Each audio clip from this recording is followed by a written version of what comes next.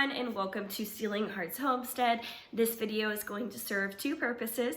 The first one is going to be 10 ways to help you become more self-sustainable. The second is going to be that we have reached 200 subscribers. So stay tuned and I will tell you how to get qualified for our 200 subscriber giveaway. So let's jump into how to become more self-sustainable on your piece of property. And that could mean that you're living in an apartment, or it could mean that you have hundreds of acres of land or anywhere in between. I personally, if you've been watching, I only live on 1/3 of an acre here in a subdivision in Arizona. So these tips will help you determine what you can do where you're living to help become more self-sustainable. And especially in the times we're going through, becoming more self-sustainable, it's going to be something that's going to appeal to, I think, to a lot of people, because I mean, if you go to the grocery store, things are starting to get better, but for the longest time, toilet paper was nowhere to be found. Canned goods were off of the shelf. And this really helps add that sense of security if anything like this was to happen again, or if this current situation is to get any worse. So the first thing that I want you to do is evaluate. I want you to evaluate your home and evaluate your land. Take a look at what type of space you're working with. Do you have an area in the house you can use for storage? Maybe a spare room you can put some shelves up in. Do you have a large backyard you might be able to use for animals or a garden? If not, do you have a large front yard? Do you have a balcony? If you live in an apartment, take a look and see what type of areas you can use around your house or your current living situation to see how you can become a little bit more self-sustainable. Now, given your situation, you might not be able to do everything, or you might be very limited in what you're able to do. Here where I live, obviously I can't have a cow. Although my zoning does tell me I can have up to 1 head of cattle, I'm not going to do that to my neighbors. So I am a little bit limited in the certain things that I can do, but you can get very creative. So the second thing I want you to do is evaluate what you're capable of. Are you capable of dispatching an animal? Are you capable of building a garden, building garden beds if you wanted to do that, or garden boxes? Look at your own capability. Are you capable of watching some videos and learning how something is done? That is how I learned a lot of my things. For example, I learned that I am not capable of dispatching a chicken the way that most people do it. They put it in a cone, they hang it upside down, and like cut the throat. I can't do that. It gives me anxiety just thinking about it, because there's no surefire way for me to know, okay, I did it right. So I end up finding that for me, the best thing to do is what's called a broomstick method, which is a cervical dislocation. And there's no doubt in my mind that I've broken the animal's neck, so I feel a lot more comfortable knowing that the animal's not in pain. So you do need to evaluate what you're capable of. Just because one way doesn't work for you doesn't mean you can't find another way to do it that makes it a lot more bearable for you to get through the process. So the third thing that I want to talk about is your city zoning. Like I mentioned, my city zoning will allow for me to have up to 1 head of cattle. So you need to take a look and see what your zoning is going to allow for. Are you allowed to have cattle? Are you allowed to have roosters? Things like that. I live in a subdivision, so I don't have a rooster. It's not that I'm not allowed to have a rooster, I definitely can. But since I am in such close proximity to my neighbors, I am being a little more cautious of the noise output of the animals that I have here on my property. You want to think about that when it comes time to get your own animals. If you're living on quite a few acres, you're not going to have this problem. But if you're like me and you're trying to create something in a subdivision, noise is going to be something you want to think about.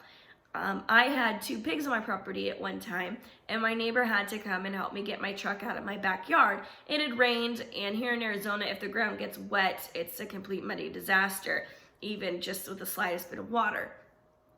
And when he was helping me pull out my truck, he ended up saying, "Wow, I knew you had chickens, but I had no idea that you had pigs."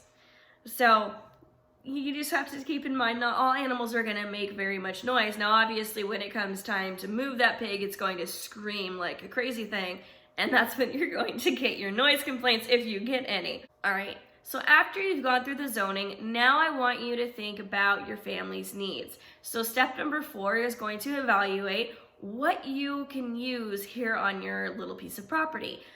Does your family go through a lot of fruits and vegetables? A garden's probably gonna be one thing that almost everyone wants to have.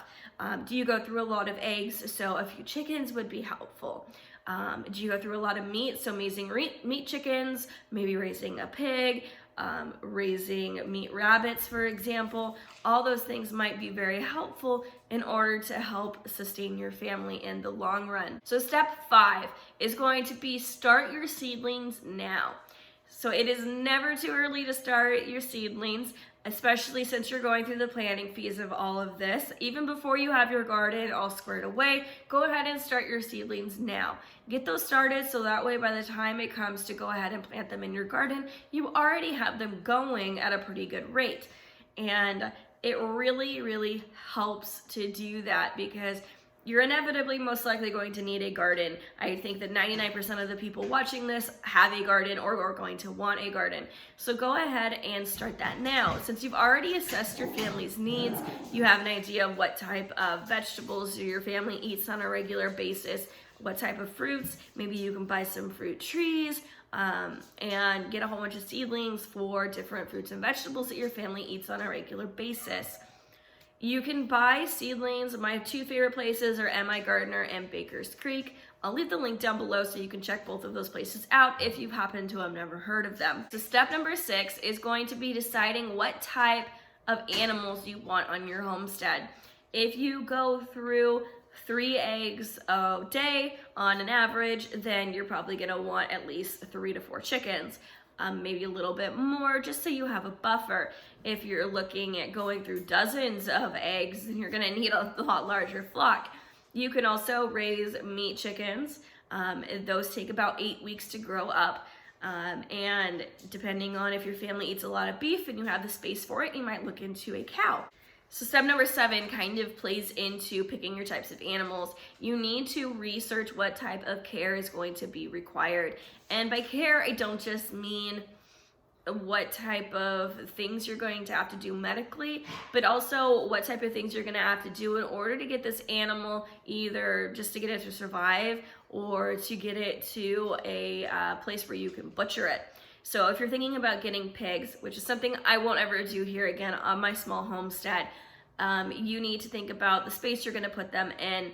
If they get sick, are you going to be able to afford the medical? Because for a pig, you're putting in a lot more money to get back a lot more meat. So it's something that you're probably going to want a vet to come out because you're not going to want to waste all the money you put into this animal before it has time to reach your freezer.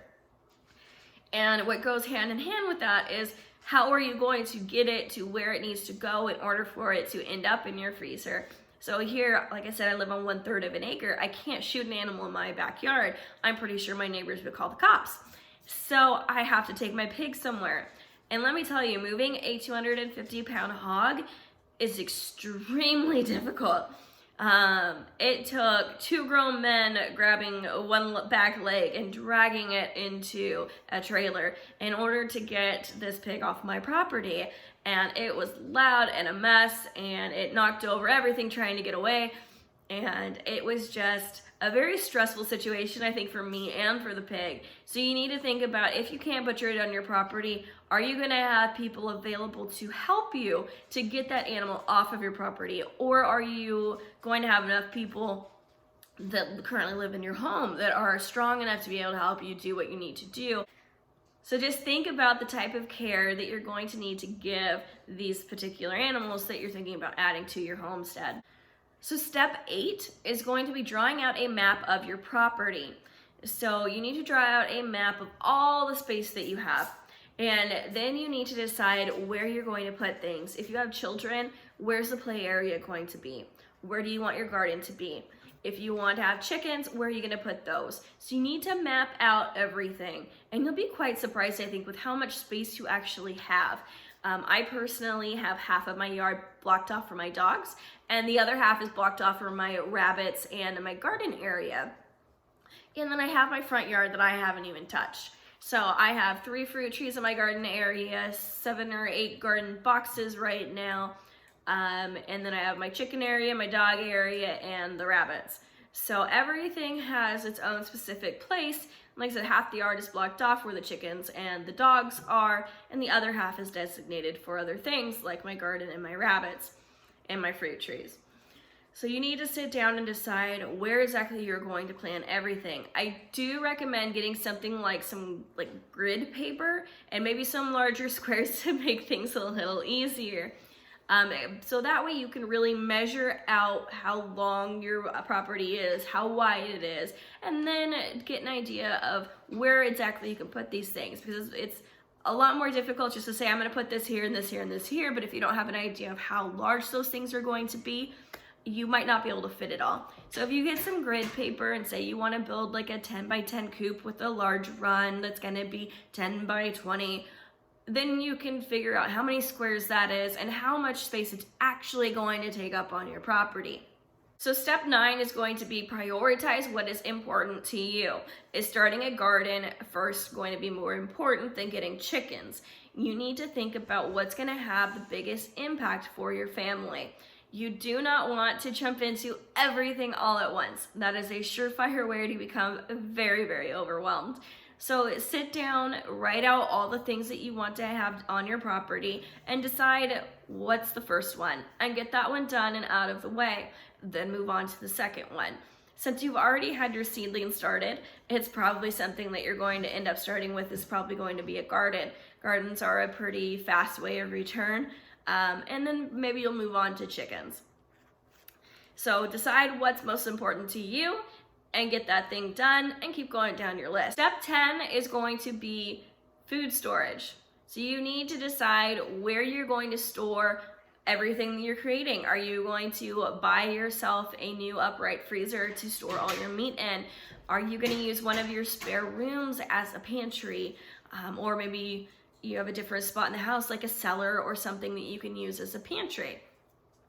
You need to get items that will help you store. I have poultry bags. I have freezer bags with my food saver. I have a canning pot as well as jars and things like that.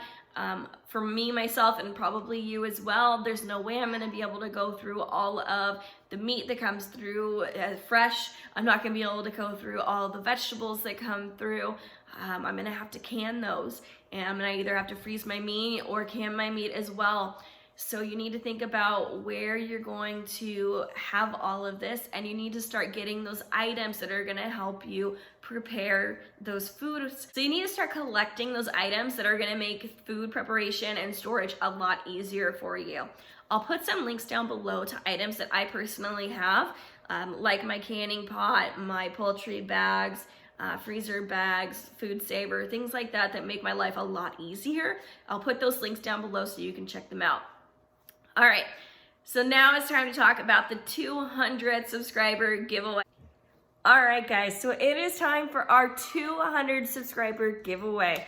So for this, in order to be qualified, you do have to do the same thing as last time. You do have to be subscribed to the channel, you do have to leave a comment below, and you have to watch this video from start to finish. I am so excited that we have reached 200 subscribers. Our next milestone is going to be 300, and I'm sure we're going to hit that within the next month or so. At least that's what I'm hoping. Thanks to all of you, we are hitting these milestones. So thank you so much for your support and helping me grow my channel.